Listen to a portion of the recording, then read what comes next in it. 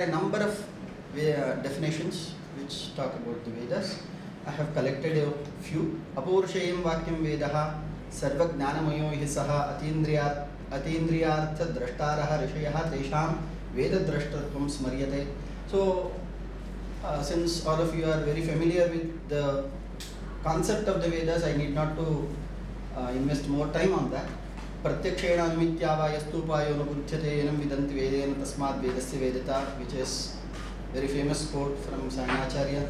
इष्टप्राप्ति अनिष्टपरिहारयोः अलौकिकम् उपायं यो ग्रन्थः वेदयति स वेदः. Again from Sainacharya, while describing or while writing a commentary on Krishna Yajurveda, साक्षात्कृत धर्माणः ऋषयः बभूवुः ते अवरेभ्यः असाक्षात्कृत धर्मभ्यः उपदेशेन मन्त्रान् सम्प्रादुः उपदेशाय ग्लायन्तः अवरे बिल्म ग्रहणाय इमं ग्रन्थं समाम्नासिषुः वेदं वेदाङ्गानि च. So this is the definition by Niruptacharya Yaskah, and the final one is यद्यप्यर्थो नित्यः या तु असौ वर्ण आनुपूर्वी सा तु अनित्या. So वेदस्य नित्यत्वं वेदस्य आनुपूर्वेः अनित्यत्वम् उभयमपि अत्र पतञ्जलि महर्षिणा महाभाष्ये कृतमस्ति. एवं वेदस्य नित्यत्वं यदि अङ्गीकुर्मः, शब्दरूपेण वेदः नित्यः यत् तर्हि अग्रिम भागे यदि वयं पश्यामः वेदस्य कति विधानानि अथवा शाखाः सन्ति.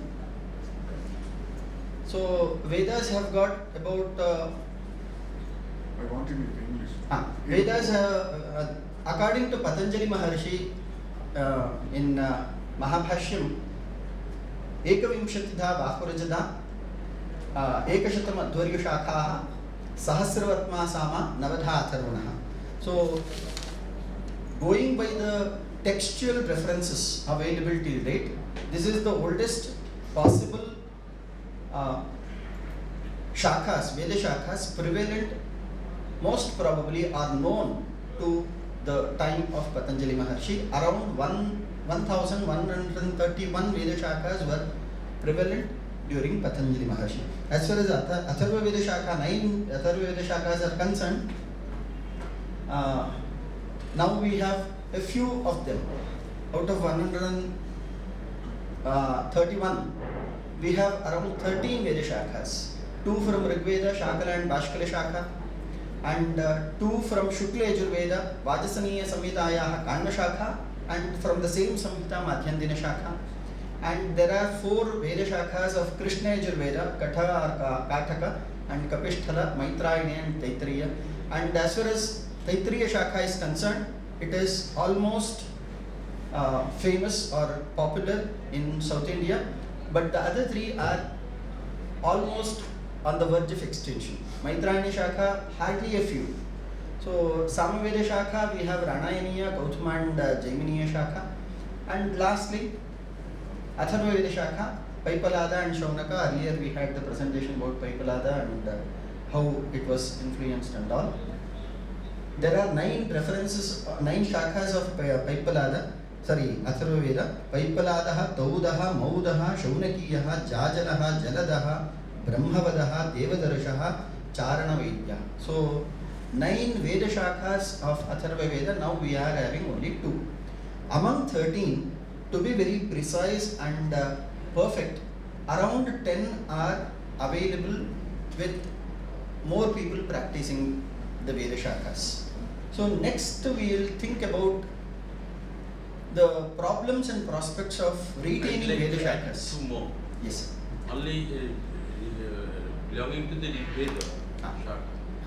That is published to Ashwalayana Samhita by D.B. Choube, and Shankhayana Samhita also.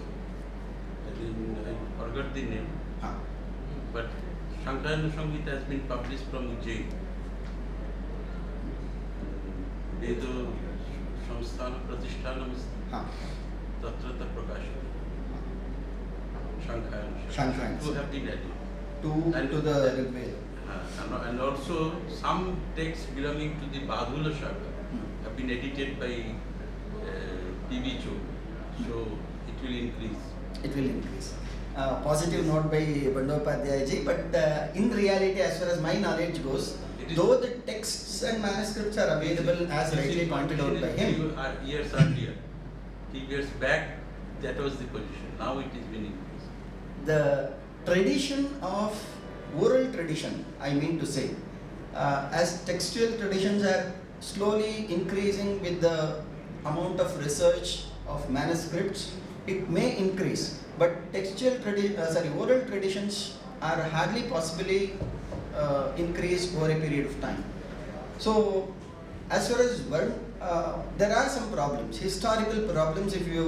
If we dwell upon why the declination or recensions are being lost over a period of time, some points may come into our notice. One is switch over from Varna Vyavastha to Jati Vyavastha. Chaturvarnyam Maya Srishtam Gunakarma Vibhagashah is the major reference. We get it from Bhagavad Gita. So the classification is done, classification of human beings are done only on the basis of karma and guna and karma. Guna karma vibhagashah. But unfortunately, over a period of time, the classification was switched over to Jati Vyavastha. By birth, whatever a person is born in a particular community or caste or creed, he will be retained in the same community till his birth, till his end. So this is a rigid system, whereas Varna Vyavastha was a completely flexible system. One can switch over at any point of time. So this is one of the important transitions which caused the serious harm to the retaining of original Vedic texts. That is one. Yesterday, a talk by Neelakanthanji regarding religious, ritualistic, belief-oriented aspects have preserved the Vedas in the past. So, partially agreeing to that, people were having a consent and they had a belief and they used to practice the Vedic rituals. But as far as today's situation is concerned, Shrautayaga, as earlier speaker has made a detailed elaboration of the same concept. Apart from regular Nitya Karma, in one's lifetime, Sapta Paka Yajna Samsthaha, Sapta Soma Yajna Samsthaha, and Sapta Havir Yajna Samsthaha he must do. So, Arthi Samartho Vidwan Yajeta. Arthavatvam Vidusham Bahunyonam. Samarthyam tu syat. Samarthyam Arthavatvam tu Samarthyam Vidvatvam tu syat. Arthavatvam Vidusham Adyatve Bahunyonam Drishyat. So it is highly impossible being a rich and being knowledgeable and being oriented towards the performance of these yagas. And for your kind information, throughout India, we have hardly around 10 Shrautis available today who are performing Agnihotra and all these Sapta Yaga, Paka Yajna Samstha, Virajna Samstha and Soma Yajna Samstha. So it is almost on the verge of extinction. Fortunately, in Mysore we have Sri Paranjape, Vasudeva Paranjape, who happened to be in Mysore, and in 2016 conference we had the blessings of him by offering a small token of respect to him. So as far as the tradition which is supported, which is clearly stated in Vedic texts are concerned, it is highly practically impossible to follow anymore. Neither in India nor outside, people cannot follow this Vedic rituals anymore. So what's the way out? We'll keep this question alive and we'll go back to what's happening in the history. There are two major streams. One is Orientalist Vedic research. Those particularly from Winternates, Max Muller. Max Muller, one who has started the study of Indology, and the special scheme or special branch of thought was started by him as Orientalist. Nowadays, it is taking a new turn called Indology, study related to India. So these people, particularly Max Muller he has pioneered two important branches which are called comparative mythology and comparative religion. And these next one is Sir William Jones of Asiatic Society. Mostly around 200 years ago, 250 years ago, he initiated this study of India, particularly the Vedic studies. And MacDonald, Bloomfield, Winternet, Keith, and Mackenzie. Mackenzie, I need to make a few lines of special quote about his achievements. As far as the manuscripts are concerned, Vedic manuscripts and Shastric manuscripts are concerned, the contribution of Mackenzie is immense. We have to accept the contributions because lately I had a good opportunity to render a academic association or to get associated with Tony Evenson, who happened to study the Pampa Mahatmyam about Vijayanagara's glory, which is hardly studied in such great depth.